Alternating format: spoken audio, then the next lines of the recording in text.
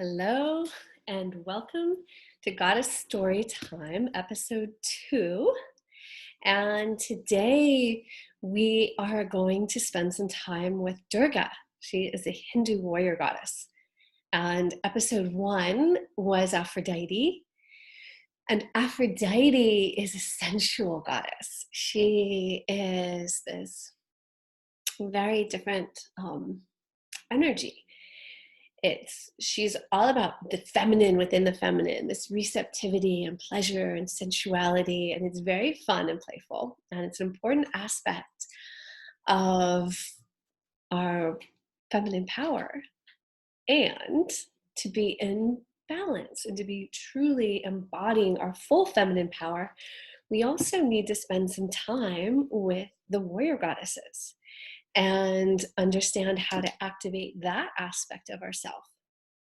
And warrior goddesses are goddesses that have weapons in their hands. And you will see that in just about every goddess culture around the world. They'll have a version of a warrior goddess. And these weapons can make us feel uncomfortable, but these are weapons that are important aspects or powers for transformation. They help us to cut through things and to let go of things and to transform things. And this is fire energy. Our sensual goddesses are associated with water. And our warrior goddesses have this energy, which is rapid transformation. It's fire. It is fierceness, ferocity. And it's something that in some ways we associate sometimes more with the masculine, but it's the warrior goddesses teach us how as women we can, in a very beautiful, wonderful way, harness this power. So today we are going to spend time with Durga, and she is the Hindu warrior goddess of truth, of boundaries, of courage, of cutting through illusions and creating transformation in our lives. So I'm going to show you some pictures of her first.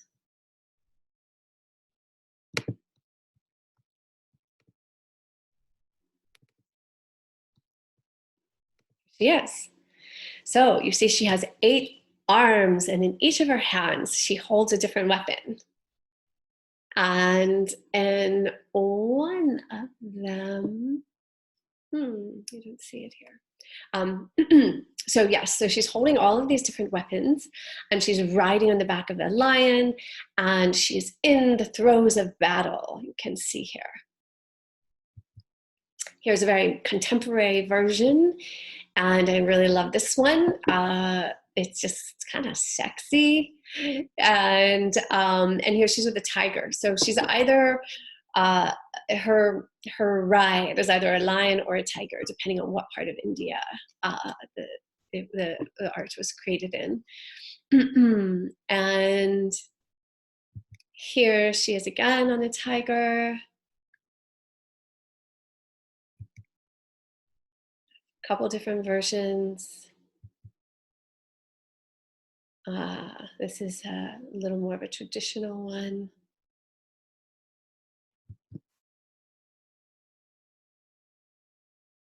All right. So this is Durga. She is often dressed in a very elegant red sari with gold etching on it. She often has a lot of jewelry on, a crown. She's very grand, very queenly looking, and she rides on this wild cat, and she's all these arms with these weapons. And I'm gonna share with you her story. And this is one of her stories. And by the way, there are a lot of variations on these stories depending on, what version, where it came from. And I'm going to give you a very a basic version that covers the main points. So, do you have your tea ready? candlelit, get cozy, because now I'm going to tell her story. So once upon a time, there was a demon, and this demon's name was Mahishasura. Asura being the word in Sanskrit that they use for demon. And it's not a direct translation into English, but that's the closest word we have. And he was very devoted in his spiritual practice. And he spent, they say, it's like 1,000 years on one foot fasting and meditating and showing his devotion to the gods. And because he was so devoted and he was so dedicated in his spiritual practice, the gods wanted to reward him. So they came and they offered him a boon, a reward for his incredible dedication. And he said that he would like to be made invincible to any class of creature in battle. And the gods said, well, we can give you that, but there's got to be one class of creature that can beat you. And he said, okay. And he thought about it for a minute. And he said, okay, well, make it a female, make it a woman, because there will never be a woman who could possibly beat me in battle. And so the gods, done. Now, what do you think that this spiritually devoted and dedicated demon did once he had the power to be invincible in battle? He wanted to try it out. So he started to go into battle. And of course, he won every battle because he was invincible. And he began to grow and grow in power and grow his armies. And pretty soon he took over the entire world. He just kept on battling everyone and extending his domain and his empire. And so once he had conquered the world, he set his sights on the heavens. And he said, well, I am invincible to any class of creature. That includes the gods. Now, the gods see this happening, and they get very upset. And they're thinking, well, why did we give him this power? And what are we going to do about this? And out of their collective anger, a goddess is born. The anger of the gods. They're huddled together. They're in this frequency, in this vibration of anger. And this light comes. And again, there are some variations on this, but one of the ways that the story is told is that Parvati, who is Shiva, one of the gods' wives, all that energy goes into her and transforms her, and out of her is born Durga. And Parvati, in her sort of more day-to-day state, is just a little more modest is the word, but she's just very very devoted to her spiritual practice. She's a homebody and making the house beautiful, and there's just a sense of that she just kind of keeps to herself and is like a serene, beautiful wife to Shiva and a strong pillar. But when Durga comes out of her, it's like this other version of her. And Durga is just kind of larger than life and radiant and has 8 arms. And in each of her hands, the primary gods give her their weapons. So she's holding and these weapons of the gods are represent their power in the world. And so it's like she's got the collective power of all the primary gods in her hands, this one female. And then this lion or tiger appears, and she gets on the back of her beast, her wildcat, and she says, okay, I am ready to go into battle. And she has a knowing in her. One of her 108 names is she who beats Mahishasura. So it's like in her essence of who she is. She knows that she's already won this battle. She goes to kind of live her destiny, to go into this battle with him. And so she tracks him down, finds where he is, and kind of rolls up on her lion. And he sees her and he's like, damn, that's one fierce, hot woman. So he's very attracted to her. He wants to get with her. And she says, well, I have a vow. I will only get with a man who can beat me in battle. So if you think you can beat me in battle, well, maybe you'll have a chance.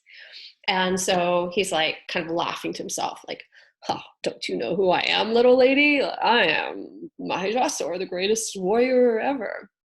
And so he goes into battle thinking like he's gonna take it easy on her. And of course, she goes into the battle knowing who she is, knowing full well her destiny, her whole point of existence. And she goes into the battle, and at the beginning, she takes it easy on him. And he discovers that he's not so easily able to vanquish her. Like every time he thinks he's going to go in and kind of make that move to win the battle, she very easily maneuvers out of it. And she's just kind of going through going through the steps of the battle. In one version, they say that there's like wine to the side. She like takes a sip of wine, like she's so relaxed in the battle. And eventually she decides, all right, I'm done. I'm ready to beat him. Now, he has a power that he can change in and out of different animals. He can become a snake. So in certain moments when she's coming in to like take a swipe, he'll like slither away as a snake, or he'll become an antelope, or he can become these different animals. And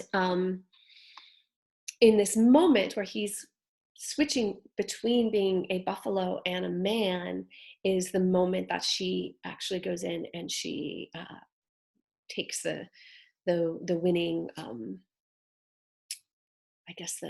defeats him, the defeating blow in the battle.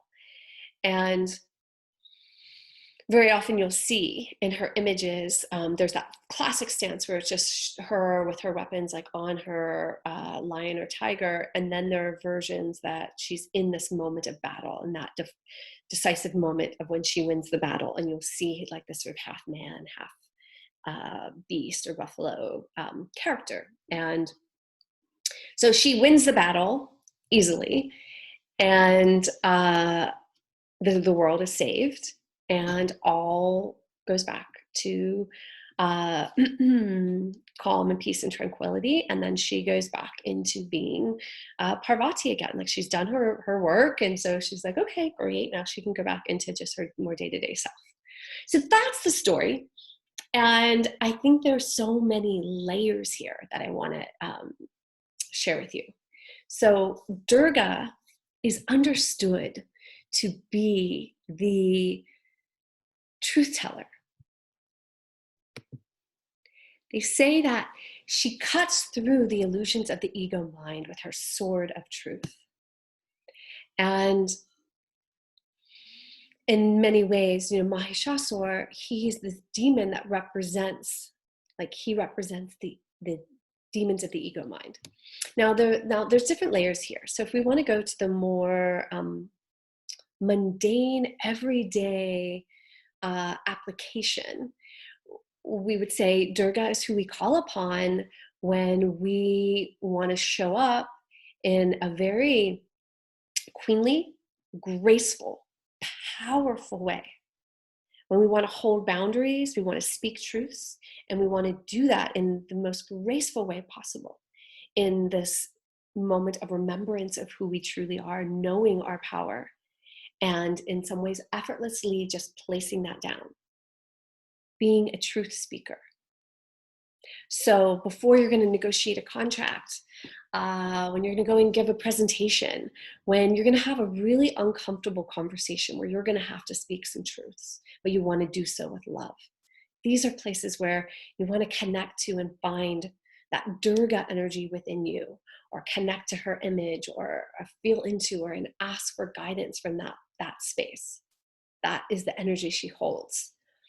This Mahishasur, this kind of character, is very common in the guru world, in the sense of these male gurus. And I want to say that it's not that women are immune to this, but more often traditionally men have been more in the roles of power, that have been able to abuse this. So this is what we have seen more often historically, is that male gurus, spiritual gurus, but also yoga teachers, healers, But even in politics, in entertainment, in any industry, really, what we will see is that these men that have gotten some level of power will often abuse that, and in various ways, one of them being towards women, and the women who are those truth tellers who come forward, like the Me Too movement comes to mind, or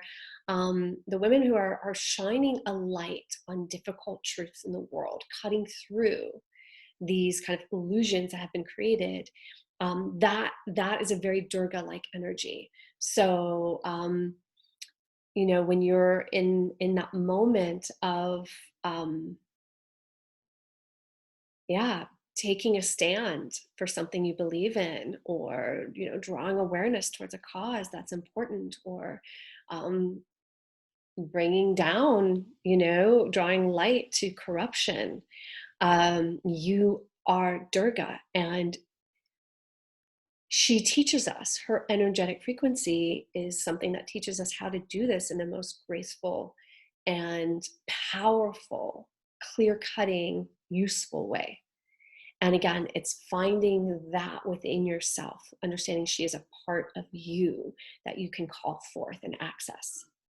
Now, so there are these, kind of real world ways that she shows up where we get to be Durga, and then there's this Mahishasur, this thing out there that we are battling in some way. Or even like, say, when you're going in and it's like negotiating a contract or having that difficult conversation, it's not like you're battling necessarily, but you're showing up as Durga, as like bringing that truth, holding your boundaries, being in that space strongly. Now, this is a deep spiritual lesson as well, which has to do with understanding that both of those characters reside within us. So we have an inner Mahishasur. We have that inner demon, those illusions of our own ego mind, and we call upon and communicate, bringing in Durga to help us cut through that. So she is there to assist us on our own spiritual path and journey, to help us from falling into that. Now, if you are a teacher or a leader or a guide for others in any way, it's really important and valuable to be able to call upon this part of yourself, or have a relationship with this Durga energy that you can call her forth to like see things in a very sober way, to help you see where you're leaning into your ego, and to help you really stay aligned with the deeper truth of who you are and what you're here to do. Now, there's also now those illusions of the ego mind, those inner demons, are not necessarily always illusions of grandeur and like ego in the way that we see with that character in the story. Very often those demons are eating away at us with stories of lack, of scarcity, of limitation, of making us less than who we are. And really, the light of truth that cuts through those illusions, that sword of truth, is divine remembrance of who we really are, that can cut through where we are in scarcity and lack and grabbing onto something from a place of limitation. And so she helps to embolden us, to bring courage, to stand in truth, to speak truth, to in the outer world and within our own self, and to let go of things that no longer serve us, to give us the power, the fire, and the energy to move through towards where we truly want to be and what's truly aligned for us. We tend to grasp to things that aren't necessarily aligned for us, out of these illusions, out of these limitations. For me, when she first came into my life so powerfully, she was the first goddess I really had a personal relationship with.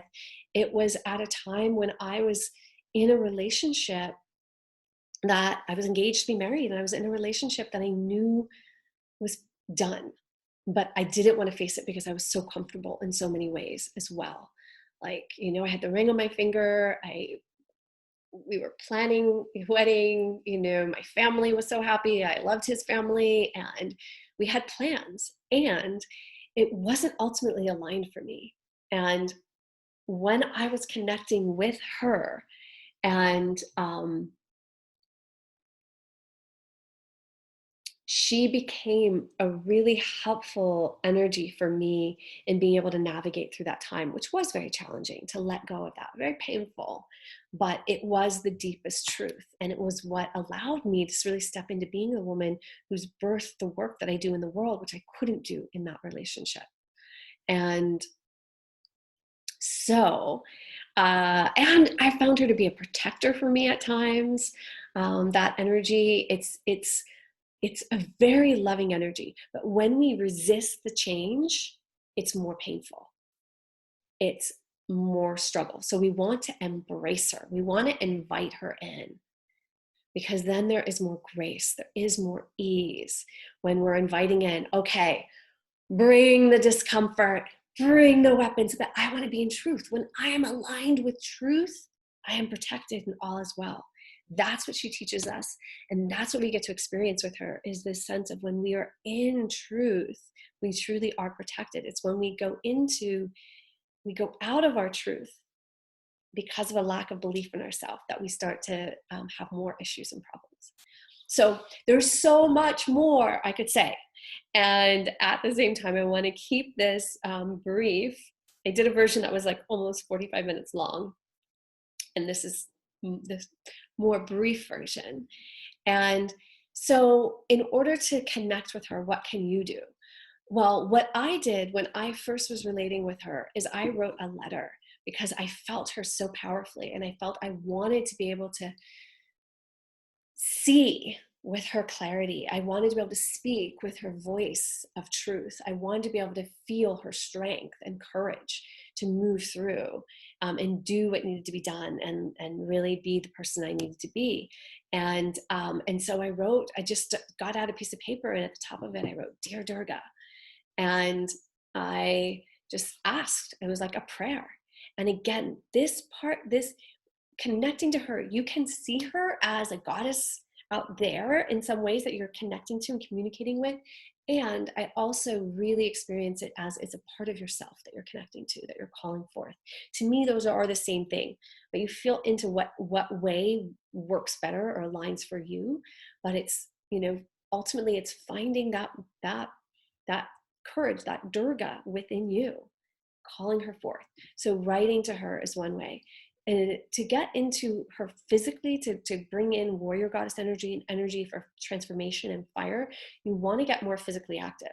So I would recommend doing anything like running, boxing, hitting, anything that's going to bring up more fire, even just jumping, dancing in a more powerful way, like putting on some music that you feel like calls up your fire.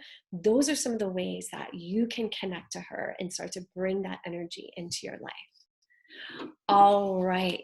Enjoy working with Durga. She's one of my favorite goddesses to connect with, and one of the first ones I really had that deep personal relationship with. So it's just such a fruitful goddess energy to explore. And I look forward to sharing episode number 3 very soon.